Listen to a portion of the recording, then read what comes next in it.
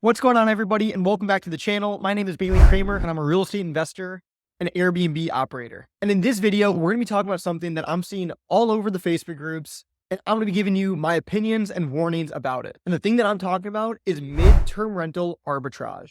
So for those of you who don't know, midterm rental arbitrage or Airbnb arbitrage is essentially where you find a property that's available for rent, you sign a 1 to 2 year lease with the owner, and then you buy all the furniture for the property, and then you rent out that property on Airbnb or as a midterm rental. Now, this is not a new strategy. It's been around for years and years, but I'm making this video because I think it's an absolutely terrible strategy, and I've seen a lot of people lose their shirts over it. So I want to give you the warning signs. I'll share some good things about it as well, but overall, I'm here to warn you about it. So let's talk about the good parts of rental arbitrage. The good side is there are people that make money, okay? I'm not saying that no one can make money from it. I'm not saying that nobody's making money from it. People are making money from it, and you possibly can as well. But let's talk about the downside and the alternatives that you can do to rental arbitrage. Most people pitch rental arbitrage as this low money strategy if you can't already buy real estate. So from my experience of buying and running Airbnbs and furnishing Airbnbs, I know how much it costs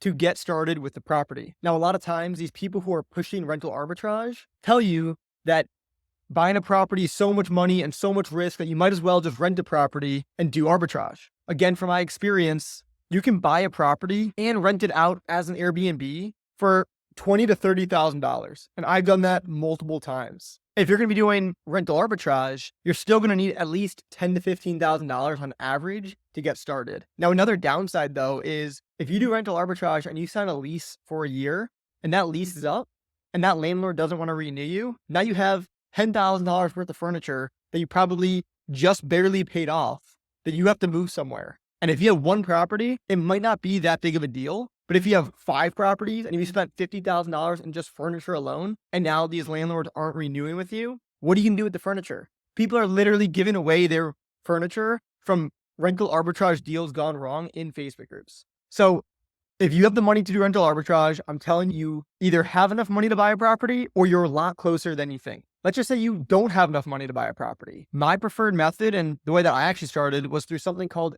co-hosting, which is essentially where you run the day-to-day operations for an owner. And it takes literally zero capital investment. I have a completely free course here on YouTube going over the A to Z's on co-hosting. So you can click that either up here or I'll leave it in the description below. So that's pretty much all I have for my rant for today. Again, I'm not a fan of rental arbitrage. There's way too much risk and not enough reward. If you have the money to take the risk, buy a property. If you don't have enough money to take the risk, start another business, whether that be co-hosting or literally any other business to start stacking cash. I hope you guys got value out of this video, and I'll see you in the next one. Peace.